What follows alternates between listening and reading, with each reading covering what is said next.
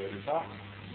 Alors Jean-Jacques était prévu pour entamer, après ce qu'a fait François Stone sur la corruption de l'État mafieux, de voir une autre évolution de l'État sur sa disparition ou sa modification ou son évolution. Alors j'avais été très intéressé par le livre, bien entendu, de Jean-Jacques Settas sur le déclin des hiérarchies et l'avenir des nations. Donc on a dû intituler d'ailleurs la conférence un petit peu différemment. Mais il était bien pour percevoir cette évolution avant des prochaines séances, et la semaine prochaine, dans 15 jours, il y aura la décision civile, et puis finalement revenir sur les affaires de corruption, la corruption de l'État. Bon, Jean-Jacques Rosa, tout le monde le connaît bien entendu, il est professeur en sciences politiques, et si j'ai bien compris aussi, il n'a pas l'air d'être trop européen. Il n'est pas trop mais de temps en temps, il n'a pas l'air de concevoir l'Europe comme tout le monde. Je pense qu'il partage une opinion de ce côté-là. Donc, je te laisse en gros jusqu'à 8h30, 30 heures pour commencer, et puis on a une demi-heure pour la discussion.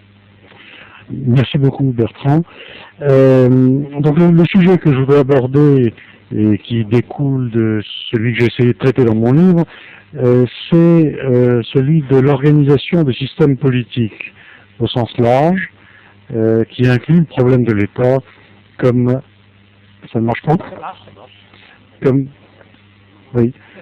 un aspect particulier. Alors, c'est un sujet un peu vaste, mais ce sont les changements, les transformations, les mutations, les retournements assez étonnants du XXe siècle qui m'ont conduit à me pencher sur ce sujet. En effet, l'expérience du XXe siècle est assez exceptionnelle, elle est très diversifiée, elle est très contradictoire, et elle paraît incohérente de prime abord. À la fin du XIXe, beaucoup de systèmes dans les pays développés étaient des systèmes dans lesquels l'État jouait un faible rôle, dans lesquels les marchés jouaient le rôle le plus important, et c'était des systèmes qui, sur le plan politique, étaient marqués par le libéralisme. Et puis, le début du XXe siècle, fin du XIXe, début du XXe, on voit apparaître des idéologies qui délaissent la démocratie et le libéralisme politique, et qui préconisent en même temps une intervention de plus en plus grande de l'État dans tous les aspects de la vie en société. Et la première partie du XXe siècle voit se développer ces régimes qui vont jusqu'au totalitarisme, à un tel point que, comme nous le savons, au milieu du siècle, les démocraties n'étaient plus qu'une poignée dans le monde, et les systèmes d'économie libérale étaient battus en brèche par un protectionnisme généralisé, par des planifications centralisées, presque partout, y compris dans les pays qui avaient conservé au moins les apparences de la démocratie. Alors c'était la tendance qui paraissait irréversible, à vrai dire. Et puis, surprise heureuse, début des années 70 et pendant les années 80, un retournement complet avec le retour de la démocratie, la disparition des empires, bien entendu, qui avait eu lieu même auparavant, mais aussi la privatisation, et donc volonté de réduire la part de l'État dans nos sociétés, ce qui a été fait en matière de privatisation d'entreprises, et plus encore, peut-être aujourd'hui, la volonté dans un certain nombre de pays de réduire le poids de l'État dans l'économie en général, c'est-à-dire d'alléger la fiscalité, les prélèvements obligatoires. Alors tout ça est assez contradictoire, bien sûr, et il n'y a pas, à mon sens, d'explication vraiment satisfaisante. Parce que, au fond, si on prend un point de vue socialiste ou si on prend un point de vue libéral, on se dit, nous nous sommes trompés pendant longtemps. Si on croit que le libéralisme avait intégralement raison, ça veut dire qu'on s'est trompé pendant 70 ans. Et quand même, pendant 70 ans, l'URSS a survécu, et mieux que cela, puisqu'elle est arrivée à une position de quasi-domination de presque la moitié du monde, au sommet de sa puissance. Donc, une erreur aussi massive, qui a donné lieu aussi dans les pays plus démocratiques à d'autres erreurs du même type, avec centralisation de la direction de l'économie, etc., nationalisation, ça laisse rêveur. Donc, si les libéraux avaient raison, pourquoi est-ce qu'il y a eu ces politiques pendant près de 70 ans? Maintenant, les socialistes vous disent non, c'est nous qui avions raison, mais dans ce cas-là, pourquoi est-ce qu'aujourd'hui ils perdent du terrain et pourquoi est-ce que nous allons à nouveau vers la démocratie, le libéralisme politique et économique? Donc dans les deux cas, on se trouve à mon avis dans des difficultés d'explication. Et ces explications, il faut le noter, sont des explications qui reposent sur la supériorité absolue et inconditionnelle d'une vision de l'organisation de la société, en disant il y a un mode d'organisation qui est toujours et partout le meilleur. Et je trouve que cette explication est difficile à concilier avec les évolutions que nous avons. Alors, peut-on examiner ces évolutions dans une vision plus positive, descriptive, en se demandant ce qui s'est passé et pourquoi? Je le crois. Je crois que c'est un problème d'organisation, bien entendu, puisqu'il s'agit de savoir qui dans la société va décider, comment va être répartie la décision au sein de la société, plus ou moins concentrée, plus ou moins centralisée, et ça nous donne des systèmes économiques ou des systèmes politiques différents. S'ils sont très centralisés, ça donne en matière économique la planification, la direction étatique. En matière politique, ça donne les régimes autoritaires. S'ils sont décentralisés, au contraire, ça nous donne un rôle important pour le marché en matière économique, et ça donne en matière politique des systèmes où le pouvoir est largement diffusé, c'est-à-dire des systèmes essentiellement démocratiques. Alors, enfin, le défi que nous avons, c'est d'expliquer ce revirement, d'expliquer ce que j'appellerais le grand cycle de l'organisation au cours du XXe siècle, depuis le libéralisme jusqu'au centralisme, et avec un retour au libéralisme.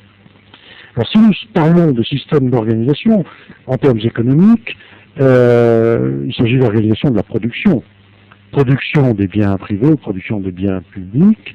Est-ce que nous avons, en termes économiques, des instruments qui nous permettent d'analyser le choix de ces organisations? Parce que ce que montre le XXe siècle aussi, c'est que l'on avait un choix, puisqu'on a changé tellement, avec une telle ampleur. Donc il y avait un choix entre les systèmes d'organisation. Tous les pays n'ont pas adopté exactement les mêmes systèmes au même moment, ni avec la même intensité.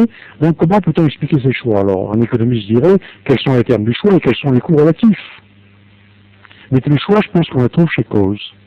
Car c'est à mon sens le seul économiste qui se soit posé la question de savoir pourquoi il y avait des hiérarchies ou pourquoi il y avait des marchés, étant entendu que pour Coase, et je crois que son analyse est la bonne, le choix fondamental, il n'y a qu'un choix fondamental en matière d'organisation, c'est une production décentralisée qui passe par des échanges de marchés ou une production centralisée au sein d'une hiérarchie. Coase évoquait ce problème à propos pour justifier l'existence des firmes, car nous ne devons pas perdre de vue que les firmes sont des institutions centralisées. Et de ce point de vue, l'État et les firmes sont beaucoup plus proches que les firmes et le marché. Et pour cause, le problème essentiel de l'organisation économique, car il ne considérait pas l'État, mais il considérait la partie privée du système social, le problème essentiel de l'organisation économique, c'était le choix entre les firmes et le marché. Et c'était l'un ou l'autre. Donc, Coase nous dit, on va choisir les hiérarchies, c'est-à-dire les firmes, lorsque les coûts de transaction sont plutôt élevés, parce que dans ce cas-là, le marché est coûteux, et quand les coûts de transaction sont plus faibles, eh bien le marché va être avantagé par rapport aux hiérarchies. La hiérarchie, en somme, est un mécanisme pour économiser les coûts de transaction. Et on le comprend bien, nous pourrons y revenir si vous le souhaitez. Donc je porte cette analyse-là, et je me dis, mais appliquons-la aussi à l'État. Parce que l'État est une hiérarchie et fonctionne sur le même principe que les firmes privées. Donc le problème général n'est pas, comme on pose habituellement, selon moi, le problème État ou secteur privé. Le problème, la division se fait ailleurs. La division se fait entre le marché et toutes les hiérarchies. C'est-à-dire entre des mécanismes de production décentralisés par les marchés et des mécanismes de production centralisés par des hiérarchies qui peuvent elles-mêmes être privées ou publiques, des entreprises privées ou des États. Et j'applique donc l'analyse de Coase au secteur politique, au secteur public, et j'ajoute aussi, je pousse dans le sens des analyses de Coase, avait rapidement cité l'article de 1937, le fait que parmi les coûts de transaction, c'est le coût de l'information qui est probablement la composante dominante. Et je poursuis dans cette direction, je systématise un petit peu l'analyse, et je prétends que l'essentiel des coûts de transaction sont des coûts d'information. À ce moment-là, nous nous trouvons devant un problème qui est formulé différemment de la façon dont il est formulé habituellement.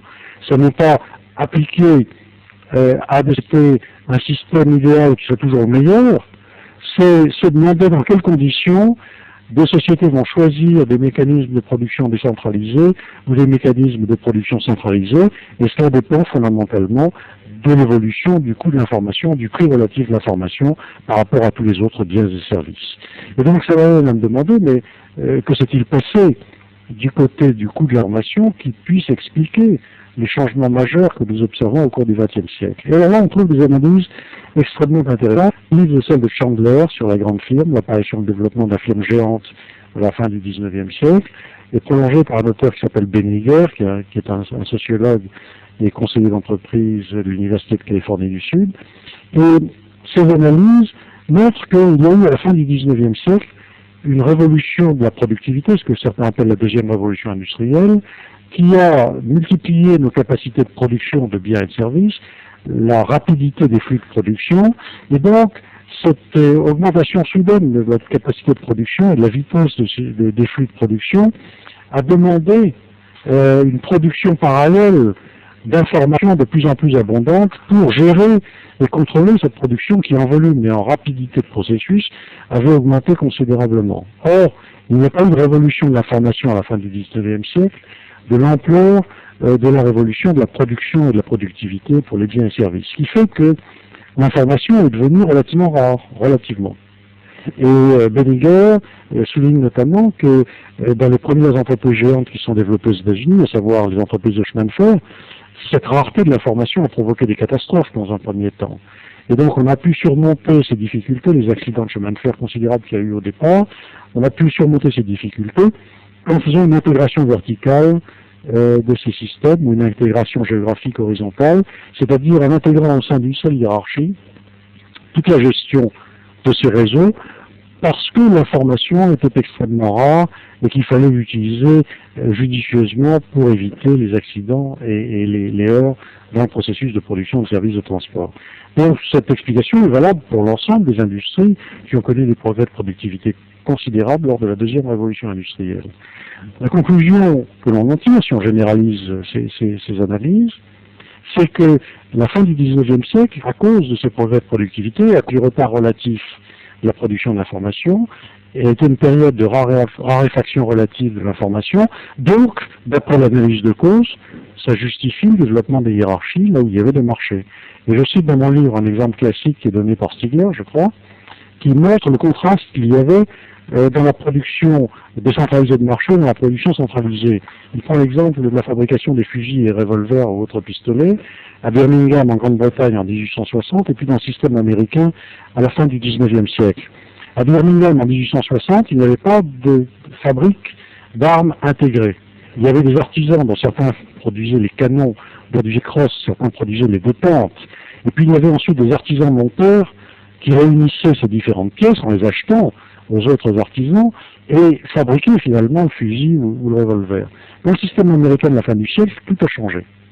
À la fin du 19e, Colt, Remington, Winchester, etc., et les firmes américaines de fabrique d'armes légères intègrent tous ces artisans dans une hiérarchie d'entreprise.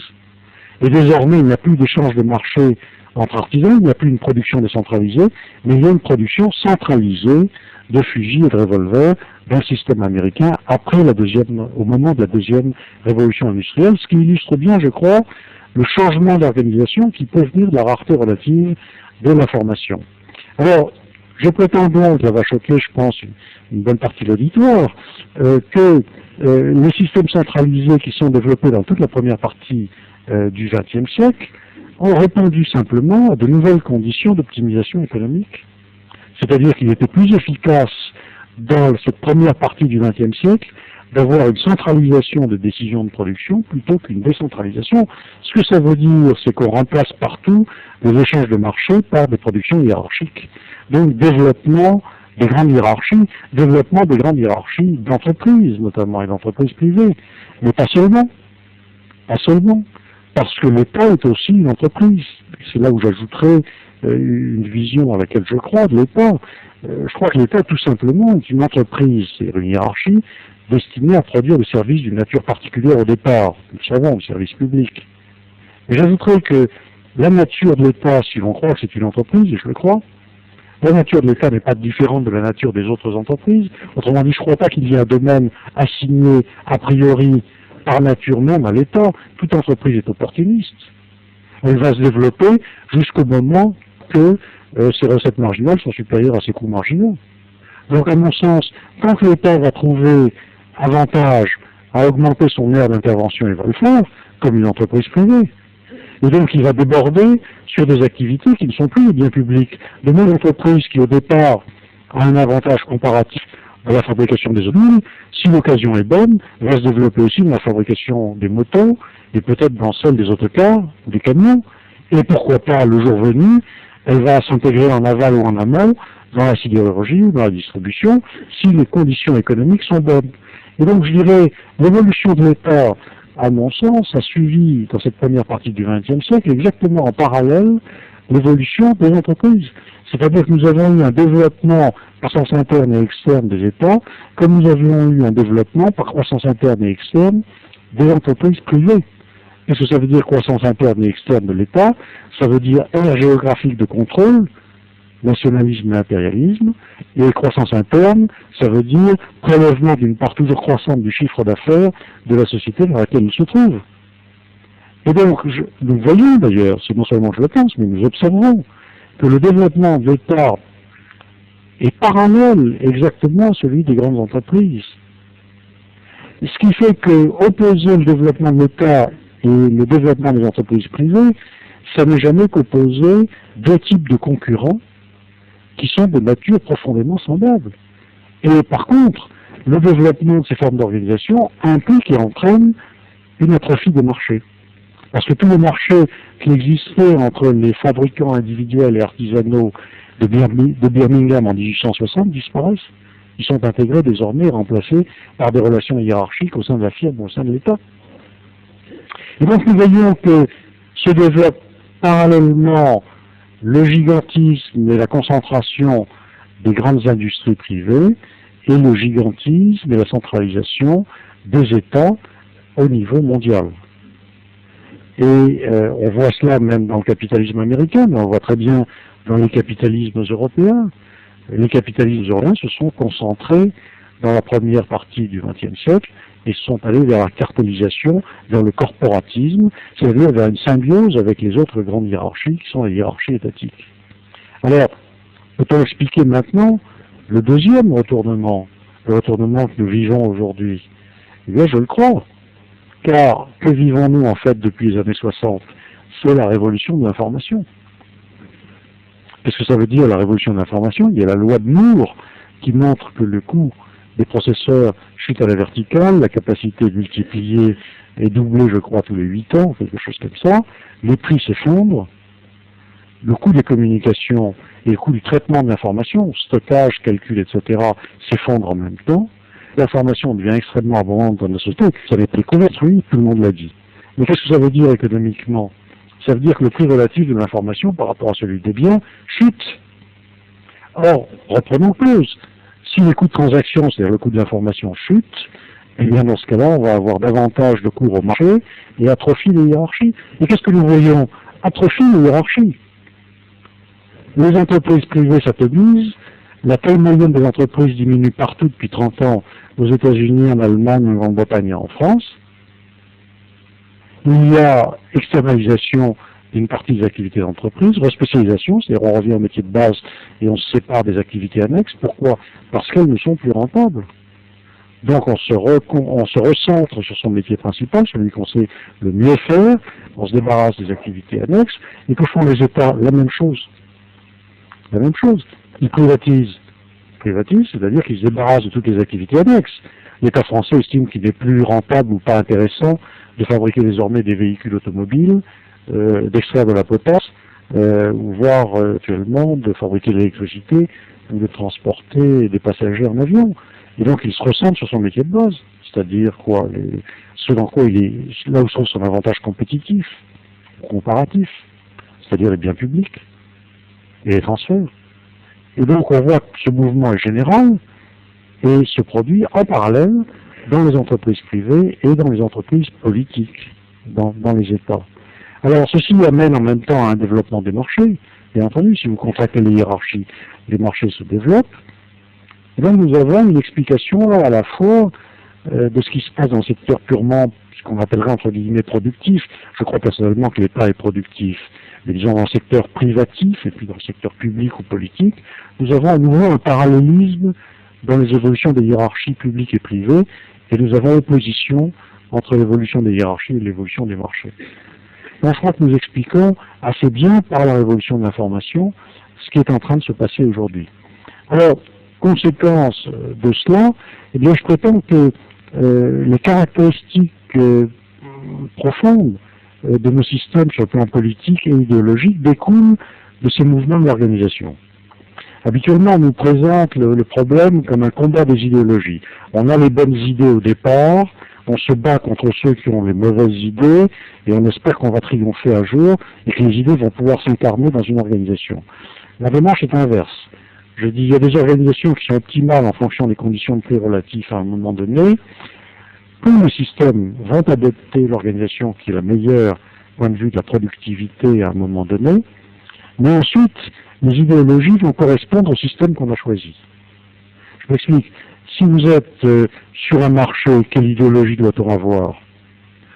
Celle de l'autonomie et de l'indépendance individuelle. Il faut faire confiance aux individus, puisque ce sont eux qui décident. Donc s'ils ne sont pas bien informés, s'ils ne sont pas compétents, si on n'a pas confiance en eux, le système ne peut pas marcher. Si on ne leur laisse pas de marge d'action, le système ne peut pas marcher. Si vous êtes dans une hiérarchie, quelles sont les valeurs que l'on peut promouvoir? Celle de l'obéissance et de la soumission verticale aux autorités. Si vous n'avez pas d'obéissance dans un système hiérarchique, le système ne marchera pas. Si vous poussez à l'extrême ces valeurs, vous avez d'une part l'anarchisme ou le libertarianisme ou le libéralisme, et d'autre part, vous avez le totalitarisme. Le totalitarisme, c'est l'idéologie de soumission intégrale de l'individu aux ordres venus d'en haut, d'un seul.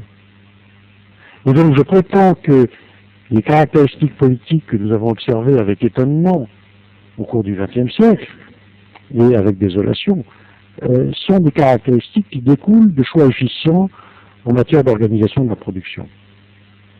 Et je prétends qu'il n'y a pas de vérité absolue dans l'organisation de la production. Moi-même, je préfère vivre dans un système libéral et de marché, mais je prétends qu'il n'y a pas de supériorité absolue, ça dépend des conditions économiques locales, temporaires. Et donc, je dis, nous avons eu ces changements qui viennent fondamentalement des révolutions technologiques successives qui sont intervenues à la fin du XIXe siècle et à la fin du XXe siècle. Dans ces conditions, j'en tire un certain nombre de conséquences. Je dirais, peut-être que je vais faire un petit détour, je suis un petit peu en avance, mais je serai un peu bref peut-être pour entrer ensuite. Peut-on montrer cela un peu plus rigoureusement sur le plan économique? Je crois que oui, c'est ce que j'ai essayé de faire dans un chapitre du bouquin, en me demandant, mais quand ces coûts relatifs changent, coût de l'information par rapport au coût des biens et des services, comment ça se passe, comment ça affecte dans la vision de cause, comment ça affecte le développement des hiérarchies et le développement et la part relative des marchés. Et je retrouvais au fond ce qui est, je crois, la justification, qui est un théorème d'économie internationale, qui est le théorème de Rybczynski. Et que nous dit le théorème de Rybczynski? Il nous dit, nous prenons une économie dans laquelle il y a deux secteurs. Il y a un secteur où la production est intense en capital et un secteur où la production est intense en travail. Si maintenant, pour des raisons X, la quantité de capital disponible dans l'économie augmente, qu'est-ce qui va se passer? Eh bien, le secteur qui utilise de façon intensive le capital va être en expansion. Et le secteur qui utilise de façon intensive le travail va se contracter. Alors, je dis, appliquons ça à notre distinction marché-hiérarchie. Je dis, il y a deux façons de produire un bien quelconque. De façon décentralisée par le marché, ou de façon centralisée par une hiérarchie. Le marché est un mécanisme intense en information. Il faut beaucoup d'informations sur un marché parce que les relations potentielles sont extrêmement nombreuses. Si vous avez n participants sur un marché, les échanges potentiels sont n puissance 2, ou n-1 divisé par 2. Ça dépend de la façon dont on précisément. Enfin, c'est un exposant, c'est une exponentielle. Si vous prenez une hiérarchie avec n participants, le nombre de relations entre les n participants, c'est n-1. Donc, il y a beaucoup d'informations à avoir sur un marché, et la quantité d'informations dont on a besoin va augmenter exponentiellement avec le nombre de participants sur les marchés. Donc le marché est un mode de production, c'est un secteur de production, si on veut, extrêmement intense d'informations, et la hiérarchie est très économe en information. Donc, quand l'information devient abondante, mais comme dans le théorème de Rudzinski, vous avez le secteur qui est intense en information va se développer, et le secteur qui est économe en information va se contracter, les marchés vont se développer, les hiérarchies se contractent, et je crois que c'est ce qui se passe aujourd'hui. Alors, si tout cela est vrai, je ne sais pas, je le soumets à la discussion, dans ce cas-là, il y a quelques corollaires qui sont, je crois, intéressants. Le premier corollaire, c'est que le conflit fondamental de l'organisation des sociétés n'est pas entre capitalisme et socialisme. Capitalisme et socialisme évoluent de la même façon. C'est-à-dire que quand le socialisme étend sa planification centrale, concentre la décision, eh bien les sociétés capitalistes font la même chose. Et aux États-Unis, la grande transformation de la fin du XIXe siècle, c'est la concentration du capital, qui a été décrite par toute une école d'auteurs économiques qu'on a mis un peu sous le tapis. On les a oubliés parce qu'après, il y a eu la confrontation entre l'URSS et les États-Unis, où les uns étaient beaucoup plus libéraux que les autres, évidemment. Mais donc on a insisté sur ce qui les séparait, non pas sur ce qui leur était commun. Mais le sens de l'évolution était commun. Donc je prétends que ça n'est pas la distinction fondamentale dans l'organisation des sociétés. La distinction fondamentale, c'est le degré de décentralisation de la décision. Et c'est ça qui me paraît le plus important. Je crois que les États et les firmes suivent le même destin. Ils évoluent de la même façon en même temps. Ils grandissent et ils décroissent en même temps. Le second corollaire, qui va faire grincer quelques dents, mais je l'ai déjà dit, c'est que le socialisme n'était pas une erreur. Je suis désolé, mais pour moi, Staline avait raison, et Hitler aussi. Non pas dans leurs idéologies, ni dans ce qu'ils ont fait des êtres humains, ce qui était abominable, mais je pense que dans l'organisation économique, ça a été relativement efficient. Après tout, l'Allemagne nazie était un pays efficient, du point de vue de la production. Et l'URSS, dans les grandes années, était relativement efficiente, avec des choix d'orientation de la production qui étaient particuliers, orientés vers les industries de guerre, etc., mais relativement efficients quand même. Ils ont été capables de faire face à l'Allemagne, qui était une très grande puissance. J'entends bien avec l'aide des Américains et des livraisons d'armes américaines, mais enfin quand même, ils ont été capables de produire de manière efficiente, et il y avait une amélioration que les spécialistes ont notée, ont observée, dans les niveaux de vie en URSS, jusque probablement vers la fin de l'époque stalinienne. C'est après que ça s'est dégradé. Donc je pense que pour les données de l'époque, le système était assez efficient. Troisième corollaire, je ne crois pas, contrairement à ce qu'on trouve dans une certaine littérature du public choice, que la démocratie soit responsable de la croissance de l'État. Il y a un courant d'analyse qui veut que ce soit les conflits entre les groupes d'intérêt qui aboutissent à maximiser les transferts, et donc qui soient responsables de la croissance de l'État. Je ne le crois pas, parce que la démocratie, c'est la diffusion de la décision. Donc, si les analyses que je vous présente sont exactes, la diffusion de la décision politique va accompagner le développement des marchés. Et en même temps, le développement des marchés va s'accompagner d'une décroissance de hiérarchie, y compris de la hiérarchie étatique. Donc je ne crois pas que la démocratie soit responsable de la croissance de l'État, je crois au contraire que la démocratie et la croissance de l'État sont en opposition de phase. Si on regarde l'histoire du XXe siècle, c'est bien ce qui s'est passé. Les périodes de fort développement de toutes les hiérarchies étatiques au XXe siècle, c'est-à-dire le premier XXe siècle, c'était des périodes de déclin universel de la démocratie. Et la période actuelle, qui est une période de réduction des hiérarchies privées et publiques, est une période de triomphe extraordinaire de la démocratie dans le monde, qui a été signalée par Fukuyama. Donc je dirais, je ne crois pas que l'une soit responsable de l'autre. Quatrième corollaire, l'opposition entre capitalisme et socialisme ne nous dit rien finalement sur le conflit des États et des nations, sur la géopolitique. Une analyse organisationnelle nous dit beaucoup. Parce qu'il y a une dimension optimale des États comme il y a une dimension optimale des firmes. Ça nous donne analyse de la guerre et des conflits.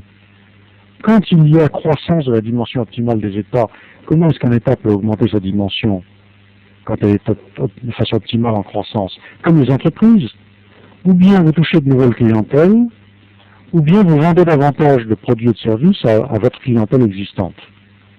Traduit en termes étatiques, ça veut dire ou bien vous étendez géographiquement, politique nationaliste, expansionniste, impérialiste, ou bien vous prélevez davantage d'argent sur la population telle qu'elle est dans votre système d'État-nation. Et probablement, vous pouvez faire les deux aussi en même temps, comme le font les entreprises en forte expansion.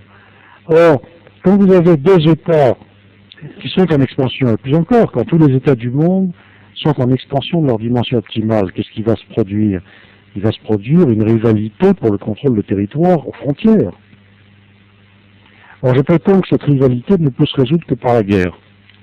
Il y a des analyses comme celle de David Friedman qui prétendent qu'on pourrait avoir une solution pacifique, le plus puissant, le plus efficace, achetant à l'autre des territoires. Ça se fait parfois, mais ça n'est pas la règle générale. Et je crois que ça ne peut pas être la règle générale parce que l'incertitude est trop forte et il n'y a pas de règle supérieure dans l'affrontement de ces agents étatiques. Je prendrai un exemple, à contrario, celui des enchères. Dans les enchères, il y a aussi rivalité pour acquérir un bien entre différents acheteurs potentiels. Mais il y a un commissaire-priseur qui fait respecter une certaine loi. C'est-à-dire que si vous enchérissez pour un certain prix, et si personne d'autre ne le dépasse, le commissaire-priseur vous oblige à payer après. Dans un conflit entre États, il n'y a pas de commissaire-priseur. Donc il y a une grande incertitude. Et à un moment donné, la seule façon de résoudre l'incertitude et de faire en sorte qu'il puisse y avoir une solution, c'est de mettre réellement son poids dans la balance, c'est-à-dire de faire des dépenses militaires et des dépenses humaines qui vous coûtent très cher. Et là, on voit réellement quel est celui des États qui a la capacité et la volonté de payer le prix pour s'emparer d'un territoire, sans ambiguïté possible. Et c'est la seule façon de lever l'ambiguïté quand il n'existe pas d'ordre supérieur. Donc je crois que des phases dans lesquelles les États, la dimension optimale des États, et pour différentes raisons économiques en expansion, sont des périodes d'impérialisme et de guerre, très nécessairement. J'en déduis, à contrario, l'idée que les périodes où la dimension optimale des États est en contraction sont des périodes de paix internationale. Par contre, il y aura des guerres, mais des guerres de sécession. C'est ce que nous voyons actuellement, c'est-à-dire la recherche d'une dimension plus petite, optimale plus faible, conduit à la sécession. Et alors, Bertrand signalait tout à l'heure que mon amour pour la construction européenne, mais il est fondé sur cette analyse, c'est-à-dire je crois que c'est un contresens complet que de vouloir construire un État de dimension continentale, alors que notre véritable problème, je dis Pays Basque, c'est le sud de l'Italie ou le nord, c'est la Corse éventuellement. Je crois que là sont nos vrais problèmes aujourd'hui, et non pas dans la construction d'une organisation de dimension supérieure. Ces périodes-là, comme on le voit en Yougoslavie, sont souvent des périodes de guerre civile, chaque fois que la séparation est complexe, c'est-à-dire que quand les frontières naturelles ne sont pas clairement établies, parce qu'il y a notamment des mélanges de populations, différents aspects d'hétérogénéité de la population. Donc ceci est mon quatrième corollaire. Le cinquième, il y en a que 6, donc nous avons presque fini. Le cinquième corollaire, c'est l'idée que les idéologies ne sont que des expressions de l'optimalité et non pas des causes de l'organisation. Je pense que le sens de la causalité va de l'organisation vers les idéologies. Je crois que les idéologies sont des arguments de vente. Je ne crois pas que ce soit des causes fondamentales, je ne crois pas que les idées mènent le monde. Je crois, comme Marx, que ce sont les conditions économiques qui déterminent l'organisation et qui déterminent les idéologies. On voit ça même dans l'entreprise, où certains auteurs économiques soutiennent que la comptabilité, les règles comptables, etc., sont des idéologies qui tentent à justifier les résultats de l'entreprise vis-à-vis des observateurs extérieurs et des partenaires. Je ne vais pas creuser cet aspect des choses, mais je pense profondément que l'idéologie n'est qu'un accompagnement d'un mouvement d'optimisation de la production, parce que celui qui est le plus efficace peut dominer les autres. Et donc ça me paraît être le point fondamental qui justifie un certain type d'organisation. Et enfin, dernier corollaire, dans ce cas-là, vous vous intéressez à la liberté, moi aussi, nous devons constater dans l'histoire du XXe siècle que la liberté est une valeur relative, comme la santé. C'est-à-dire quand le prix de la liberté ou de la santé est trop élevé, les gens choisissent la non-liberté ou la diminution de la santé. Et je crois que le XXe siècle nous a montré clairement cela. Quand il y a à choisir entre l'efficacité, le niveau de vie et la liberté, ils choisissent le niveau de vie. Et ça correspond, je crois, à quelques études provisoires qui montrent qu'il y a une corrélation entre le niveau de vie et la liberté. Quand on est plus riche, on peut se permettre d'être libre, mais si on est très pauvre, on a d'autres priorités. Voilà pour lancer le débat.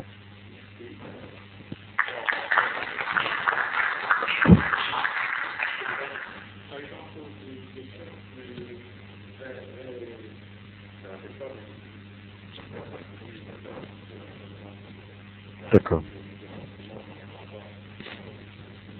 Qui veut entamer le débat? Je n'entame pas parce que je veux dire entamer.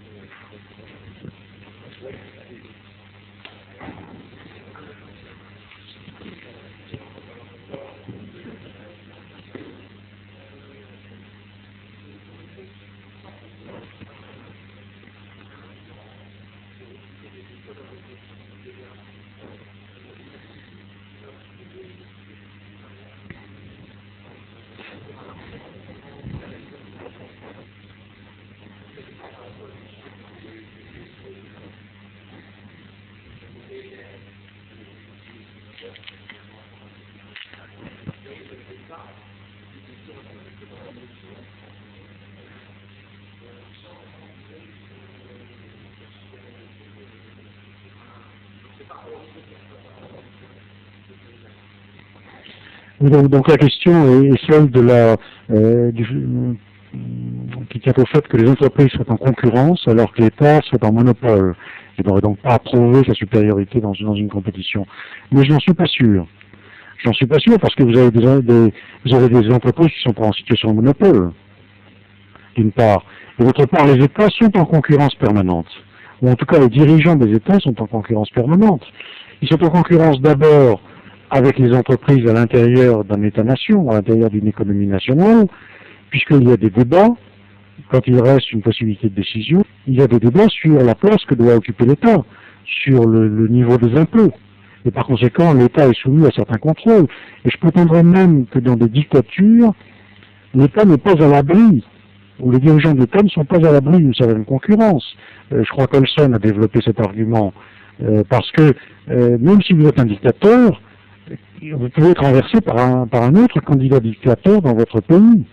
Et donc si vous ne donnez pas satisfaction suffisante à l'ensemble de la population, vous risquez de sauter et d'être remplacé par quelqu'un d'autre. Et j'ajouterais que vous avez aussi une compétition externe des États.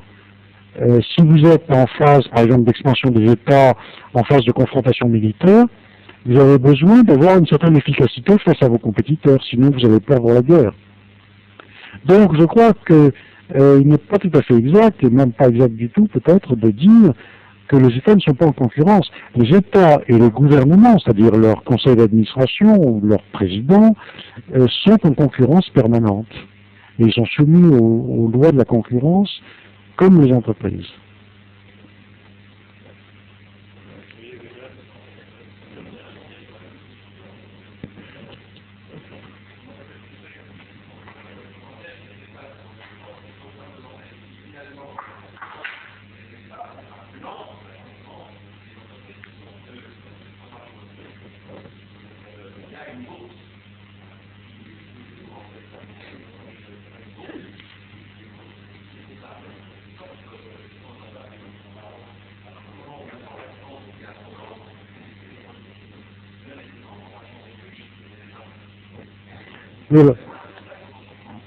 C'est ça. Alors donc il y a la question du rythme de changement de ces hiérarchies privées, entreprises ou public État. Alors je connais pas d'évidence sur cette question. Je ne connais pas de mesure des vitesses d'ajustement comparées. J'aurais tendance à dire que une différence qui me paraît peut-être plus importante, c'est la transparence. Mais quand une entreprise est cotée à la bourse, c'est vrai que c'est plus facile de situer sa performance et les conséquences de changement de stratégie ou d'organisation sur la valeur qu'elle crée. Pour une organisation politique comme l'État, c'est beaucoup plus difficile. Ça ne veut pas dire que les adaptations ne se fassent pas. Je ne saurais rien vous dire de vraiment sérieux sur la vitesse comparée d'adaptation des deux. Mais je dirais que si nous prenons des États qui sont dans une situation de conflit militaire, de rivalité militaire ou de rivalité expansionniste, ça implique de prendre des décisions rapides.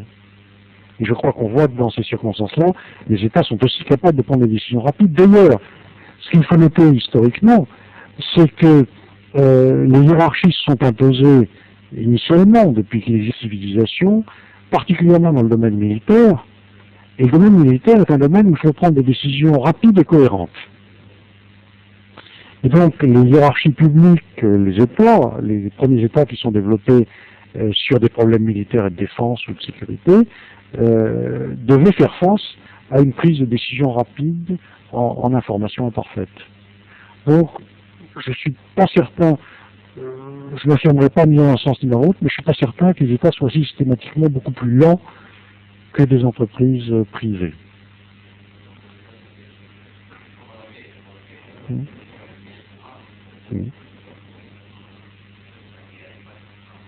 Oui, mais s'ils sont... J'entends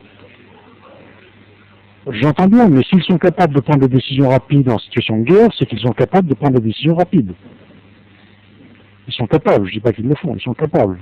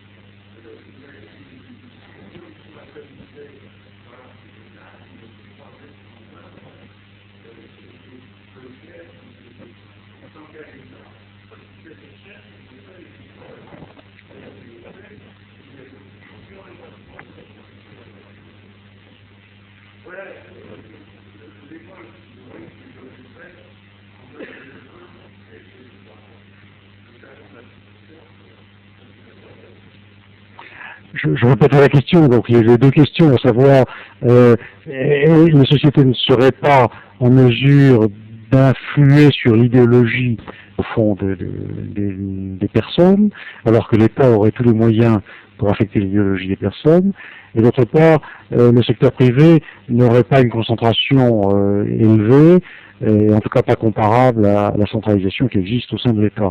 Alors ça me rappelle la question qu'on posait à un candidat à l'ENA, c'était monsieur, ou à Sciences Po, je sais plus, c'est pareil, monsieur, quel volume, quel débit de la Seine sous le pont de l'Alma,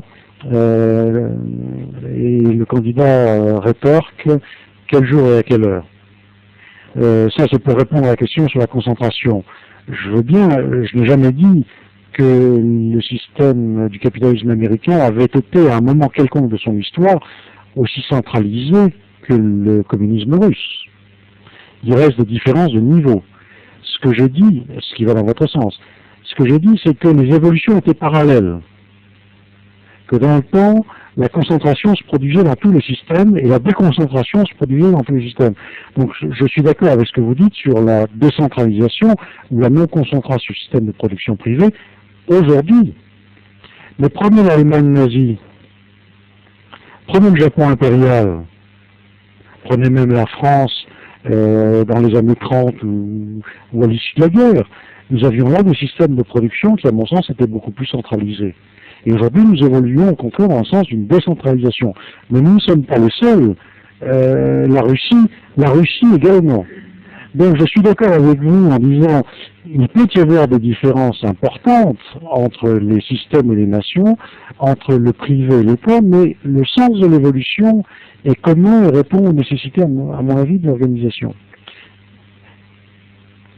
Et alors, peut-être sur la première question maintenant, sur celle de la capacité d'influer sur l'opinion des gens. Vous dites que l'État ne peut pas le faire, et les entreprises privées ne peuvent pas le faire, l'État peut le faire. J'ai beaucoup combattu les publiphobes qui nous disaient c'est terrible, la publicité peut faire n'importe quoi aux gens. Nous sommes bien d'accord que c'est faux. Et je crois que l'État ne peut pas non plus faire n'importe quoi aux gens. Je crois que les gens ne le croient pas. Mais simplement, à un moment donné, il y a des solutions qui sont adoptées et qu'il est très difficile de renverser, à mon sens, pour d'autres raisons. Je ne crois pas que les gens soient dupes. On peut poursuivre ce débat peut-être. Pardon ?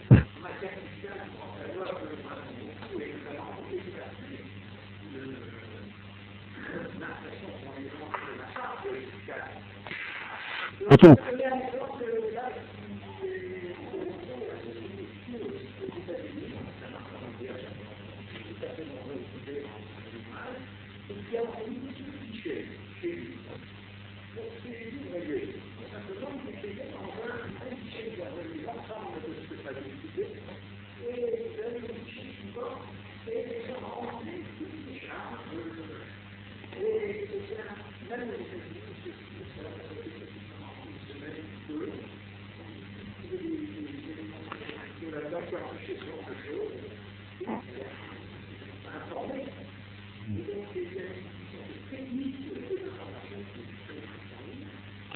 Alors c'est le problème effectivement de l'information des citoyens et de l'information des consommateurs que nous sommes en train de discuter.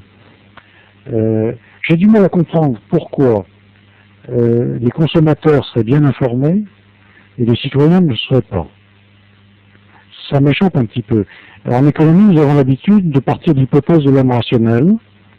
Alors je dirais, ce qui me paraît plus convaincant, c'est de dire à un moment donné, dans une société donnée, en fonction des technologies données, l'information est abondante ou elle n'est pas abondante.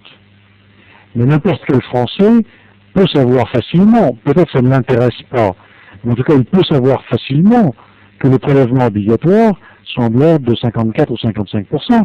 C'est publié dans tous les journaux, et quand on fait des enquêtes d'opinion, beaucoup protestent contre le niveau de la fiscalité. Donc je ne peux pas croire qu'il y ait systématiquement c'est l'argument du public choice d'ailleurs.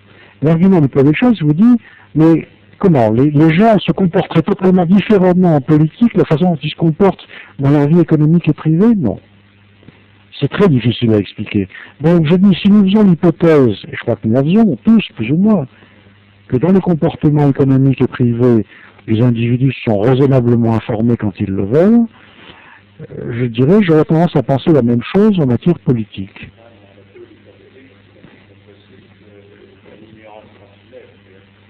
Absolument.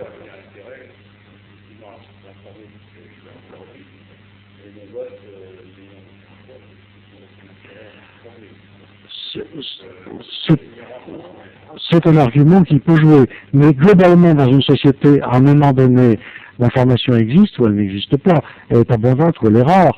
Quand même, vous prenez un État aussi puissant qu'était l'Union soviétique, et ils n'ont pas pu empêcher l'information de se diffuser, notamment à partir du moment où il y a eu des transistors, à partir du moment où il y a eu des voyages, à partir du moment où il y a eu Internet, etc. Ils n'ont pas pu résister au mouvement.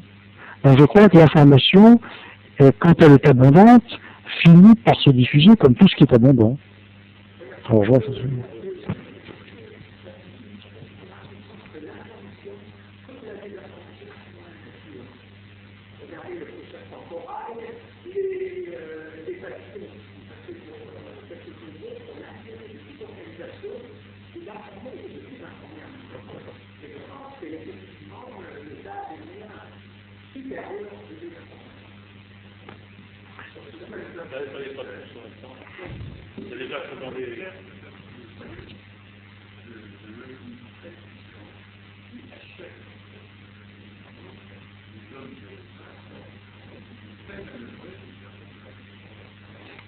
non.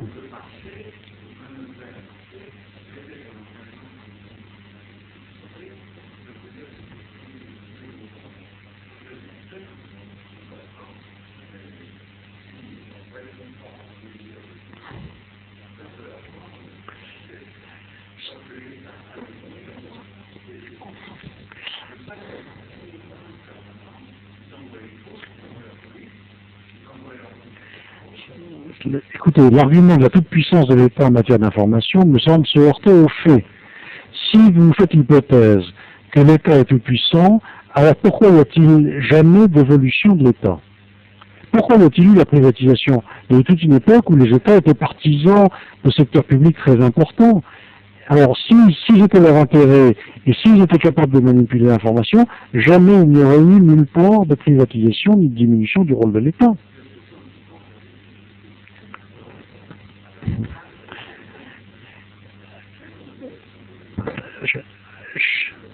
Cher ami, notre désaccord vient de ce que vous êtes dans la vision de il y a une vérité absolue quelque part en matière d'organisation et donc on s'est trompé pendant 70 ans, alors que je vous propose une vision différente dans laquelle je dis le mode d'organisation optimal change en fonction des conditions économiques. Voilà le fond de notre désaccord.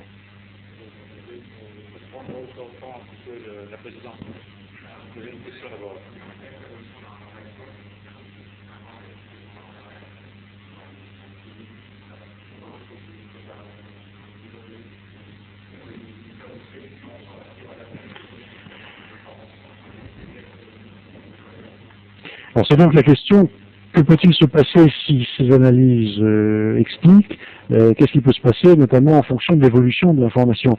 Et effectivement, c'est une question qu'on me pose souvent et à laquelle malheureusement je ne peux pas répondre. Parce que je crois que sur des marchés efficients, nous ne pouvons pas prévoir de manière inconditionnelle et surtout pas prévoir les innovations. Donc, a priori, je pense qu'aujourd'hui, nous avons des raisons de penser que la révolution de l'information va se poursuivre et même s'approfondir. Je le crois, notamment parce qu'il y a en ce moment des recherches sur des processeurs encore plus performants, des processeurs biologiques, des processeurs de micro-dimensions. Donc, à mon sens, la production d'information va encore augmenter et son coût va baisser. Mais ça peut se renverser en raison d'autres innovations que je suis dans l'incapacité de prévoir. Donc ça nous laisse, si vous voulez, devant une perspective un peu troublante, mais pourquoi pas, après tout, c'est ce qu'on admet en économie, une perspective selon laquelle l'évolution des marchés, l'évolution des technologies, et donc l'évolution des sociétés, reste profondément aléatoire.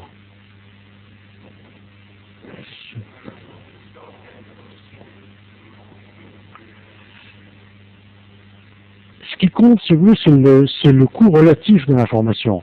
Je serais d'accord avec vous que depuis que les sociétés existent, nous avons augmenté les niveaux, il y a une tendance vers l'augmentation des niveaux de vie clairs, et il y a une tendance vers l'augmentation de la quantité d'informations aussi claire sur le long terme.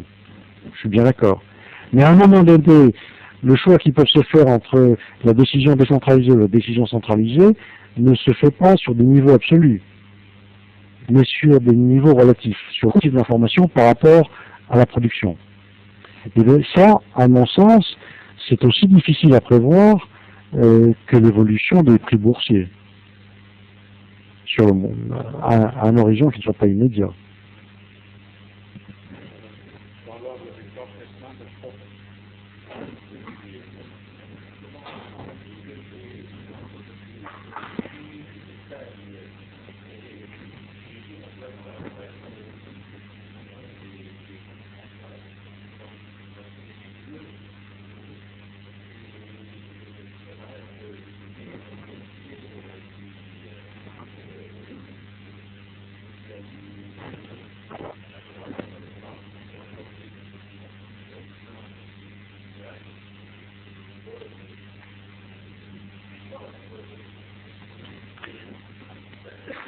Alors effectivement, c'est donc la question de y a-t-il réellement une diminution de la dimension des entreprises? Est-ce qu'il n'y a pas le mouvement contraire avec les fusions-acquisitions? Je sais que c'est tout à fait opposé à l'intuition de dire que la dimension des entreprises diminue. Mais quand nous avons l'appareil statistique d'ensemble, c'est-à-dire l'étude de tout l'appareil productif, ce qui n'existe que dans 4 pays à ma connaissance, que j'ai cité tout à l'heure, États-Unis, Allemagne, Grande-Bretagne et France. En France, nous avons eu un rapport récent de l'INSEE en novembre 2000, je crois, sur l'évolution de la dimension des entreprises. Il apparaît très clairement que la dimension moyenne, en termes d'emploi notamment, des entreprises ne cesse de diminuer depuis 30 ans. Les plus grandes entreprises elles-mêmes voient leur dimension se contracter. Je donnerai un exemple. Dans les années 30, une des plus grandes entreprises était par exemple General Motors avec 1 million de salariés environ, entre 900 000 et 1 million peut-être. Aujourd'hui, les plus grandes entreprises automobiles n'ont guère plus de 300 000 salariés à peu près. Et donc, quand on prend General Electric, qui est l'une des plus grandes, c'est 300 et quelques mille salariés également. Et ces dimensions de plus grandes diminuent. Et on voit par contre que le nombre des entreprises qui sont dans la tranche la plus faible, de 1 à 50 salariés ou 1 à 100 salariés, la proportion de ces entreprises dans le total ne cesse d'augmenter. Donc le mouvement statistiquement est clair. Alors il y a ces opérations, mais je pense que là, alors je vais me contredire peut-être sur l'information, là nous sommes frappés par les opérations spectaculaires. Si nous ne nous intéressons pas très spécialement à cette question, ce dont parle la presse, c'est ce qui bouge. Et ce qui bouge, c'est le PA de Messier ou l'accord de Messier avec, je ne sais plus qui, Bronfman, etc., etc. Et on ne nous parle pas du mouvement général, ne serait-ce que parce que le mouvement général est difficile à observer. Il y a un retard dans l'analyse des chiffres. Je pense que ce qu'il faut éviter quelque chose, la votre modèle, c'est l'idée de exit costs, le coût de ça. Dans une société, par exemple, c'est pas ça, on peut sortir du fait absolument, c'est que Wall Street coût, on n'aime pas ce qui est arrivé dans ces actions. Or, avec les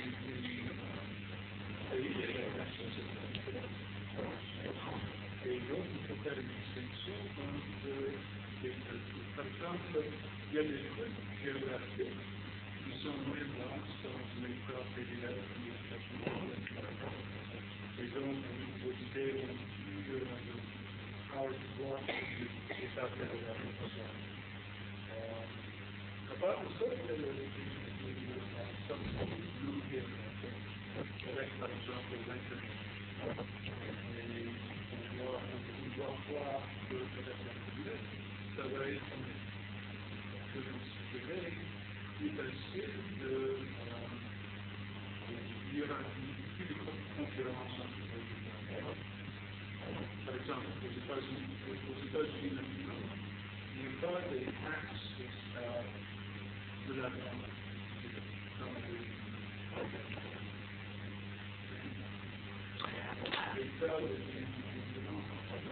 Alors, effectivement, il faut tenir compte des coûts de sortie. Et ce qui sera même d'ailleurs pour étudier l'organisation et leurs évolutions. Ça se rapproche un peu de la préoccupation qui avait été exprimée concernant le monopole.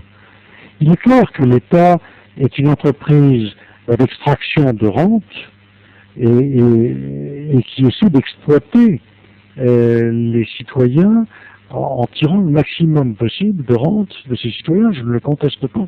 Et c'est d'autant plus facile que les coûts de sortie sont élevés. Mais dans un monde compétitif de plus grande mobilité, où les États eux-mêmes ont intérêt à réduire leurs dimensions, cette rente va être réduite, va être partiellement laminée par la compétition entre les États. Et je dirais là, considérer l'ensemble des États du monde comme un ensemble d'entreprises. C'est un secteur industriel. Et qu'est-ce que nous voyons depuis 30 ans ou 40 ans dans ce secteur industriel? C'est une atomisation de la structure industrielle.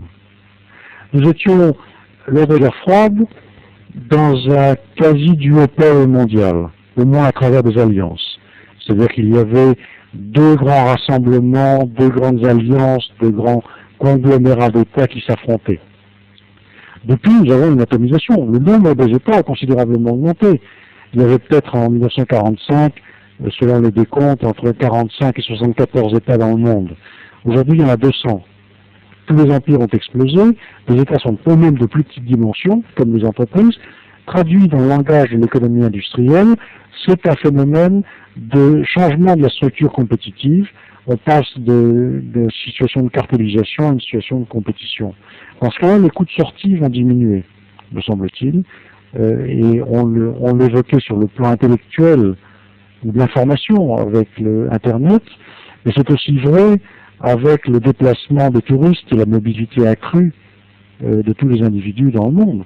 Aujourd'hui, l'interdiction de la mobilité est plutôt l'exception, pas de l'immigration, mais du tourisme et du déplacement. Or, ça a changé quand même beaucoup de choses sur la capacité des États à endoctriner leurs citoyens, parce que l'information est désormais plus abondante, et à les bloquer de façon à exprimer la rente. Pour extraire une rente, c'est beaucoup plus facile lorsque les ressources sont immobiles. Donc je crois que les coûts de sortie sont très importants.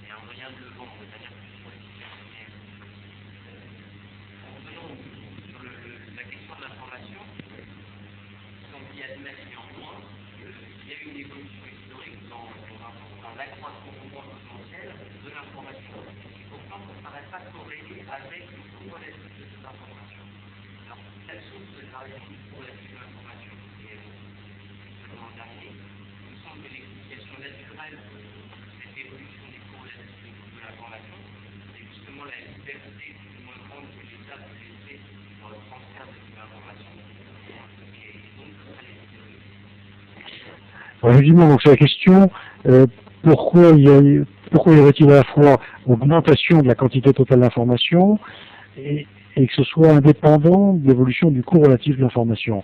Alors je crois qu'il faut reprendre des analyses de Bonniger, et pour donner un exemple, pour concrétiser la chose. Si vous reprenez le cas des chemins de fer et la deuxième révolution industrielle aux États-Unis à la fin du 19e siècle, qu'est-ce qui s'est passé? C'est ce que dit Chandler aussi. La capacité des usines de produire de la tôle, ou la capacité des chemins de fer de transporter des marchandises avec un flux rapide, avec des volumes accrus et des flux plus rapides. N'importe quel type d'usine à la chaîne, de traiter un flux de production avec un volume très augmenté et de vitesse que l'on ne connaissait pas jusque-là, s'est multiplié dans l'espace de quelques années. Les techniques d'information, elles, n'ont pas beaucoup changé. La plus marquante a été le télégraphe. Vous avez, pour contrôler ces flux, il faut de l'information. Il faut savoir comment les inputs arrivent, si les accidents se produisent dans la chaîne de la valeur. Il faut savoir tout ce qui se passe à l'intérieur du processus de production. Donc quand ces flux augmentent beaucoup, il y a une demande induite d'information qui est parallèle, au minimum.